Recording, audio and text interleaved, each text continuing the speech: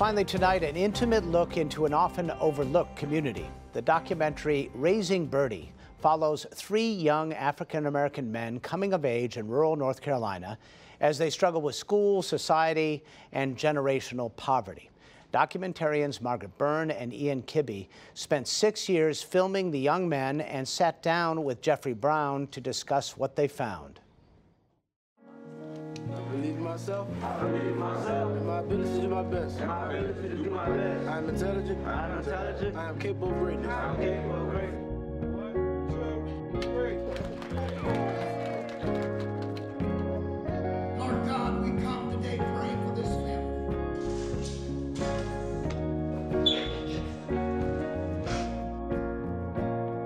What in the world is going to happen to these boys? Have we given them the tools to be able to survive without getting into trouble?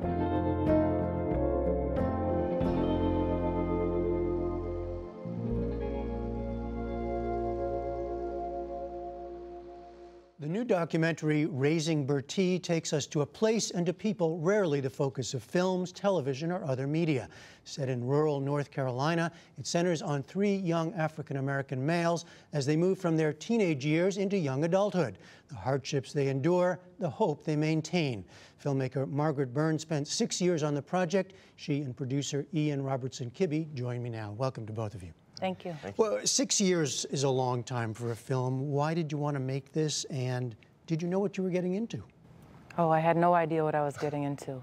I originally went down there with John, the director of photography and a producer on the film, in 2009, and we intended to just follow the school for a year. And what happened is the school, an alternative school for boys called The Hive, it closed down very early on into filming.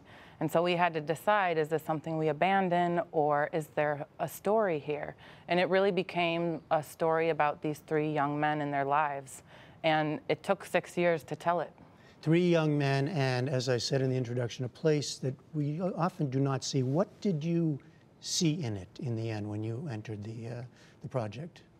Yeah, well, like you said, this is a community, and communities like this do not get nearly, I think, enough attention from the media or from our, educational reform systems. And for me, as a North Carolinian, I grew up about 2 hours from Bertie, and still I had no idea what this area was like or what the people in these communities lived like. So I was really drawn to this project just because in a lot of ways, I was ashamed not to have known more about this, these communities. All right, I want to show a little clip of, just to give our audience a little feel for it. This introduces two of the young men. Let's take a look.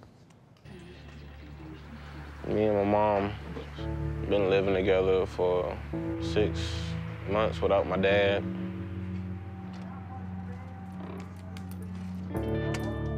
Who my brush it? I don't know who just brushed it. But I wish I could see my mom and daddy back together.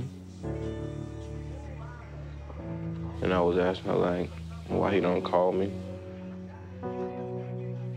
Hurt.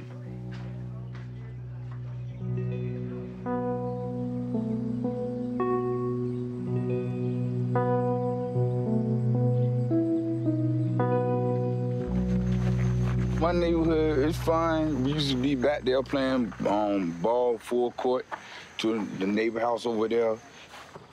My grandma stayed next door. Then my cousin stayed the next door right there. So then we moved right here. I love living here. That's one of my boys right there. Easy, loud.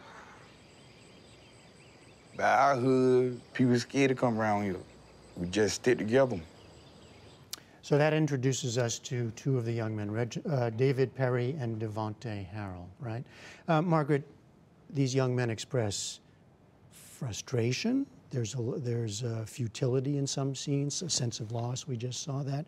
I wonder were you surprised by what you heard, and also how were you able to capture the kind of intimacy of their lives? Well, I think, coming to Bertie as an outsider, I'm from the city. I lived in New York at the time. I'm a white woman making a film in a majority African-American community. I think what was really important is that when, especially when we decided that it's about these young men, and we were trying to really figure out what this film is and learn about the community. We got an apartment and we lived there, and we spent time with the families, developing trust, and I think those relationships are key in the making of this film. What about this sense of outsiderness? I was reading your bio, and it said that you are of mixed race.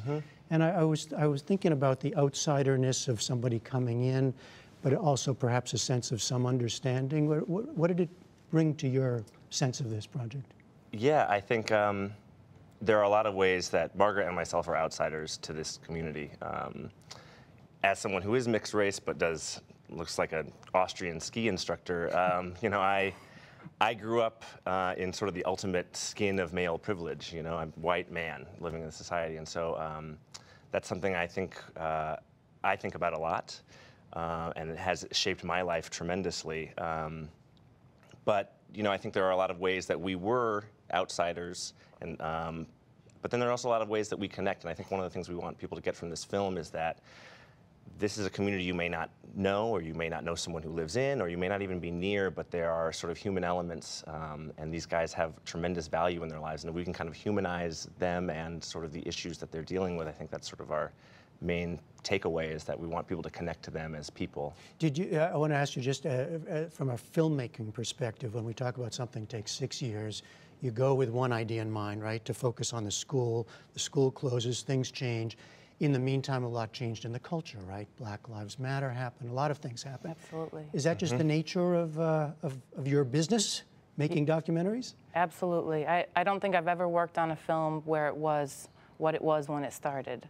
And I think as a filmmaker, I think if you try to dictate that, then you're straying away from the truth. And also, the real story is always much more interesting than what you intended to make. Do you end this project with pessimism, hope, or what? I think there's a lot of hope in the end. There's hope, and I really believe in them, and I hope that this is a story that honors them and shows what value there is in the human capital in our rural communities. The documentary is Raising Bertie. Margaret Byrne and Ian Robertson Kibbe. Thank you both very much. Thank you. Thank you. And you can watch the entire film, Raising Bertie. It premieres later tonight on the PBS documentary series POV.